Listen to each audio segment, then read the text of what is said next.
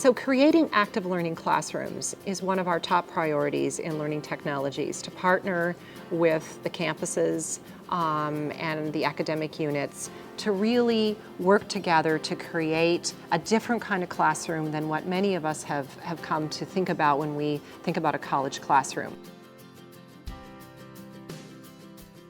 When we talk about active learning, we're talking about student engagement, we're talking about collaborative work among the students at the table, things that allow them to actively work with course content and not just absorb it. This classroom has a number of advantages, particularly in terms of the technology allowing us to work both at the small group level at the student tables, but then also to pull that content and to share it with the larger class. That's probably the most unique feature this room has to offer. You can work in a group and you have your own screen, so that's really great because you can see everything displayed in front of you. And there's a lot of screens throughout the room, so you don't have to look just straight at the professor. You can look wherever you need to see everything. And when she puts the videos up, it's great because they're right in front of you. Everything in this space is wired to everything else. There's nearly 3 miles of cable that are being used to connect the tables to the video wall. There is push-to-talk microphones on every table. We didn't put 6 computers on each table. Instead, we enabled students to bring their own devices and be able to plug them in and to display them at the ends of the tables. I really liked having a small group. It's nice that there's one screen and maybe 5 or 6 chairs around that screen.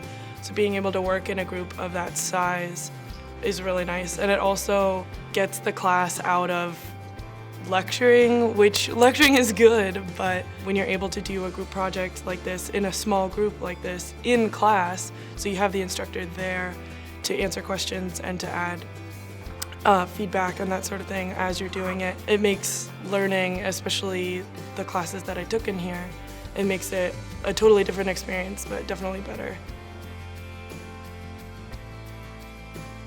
What I like about this learning environment compared to a traditional classroom is the intimacy between me and the students and among themselves. What I think works well for the students is they do have the opportunity to interact in class in planned times.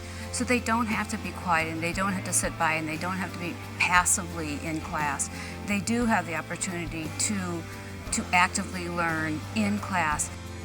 The things that I use the most in this classroom are the monitors at each particular station, because I allow the students to do work on their own by giving them some guidance at the beginning of a class, and then they bring up their projects and work within their group on their project at their individual stations.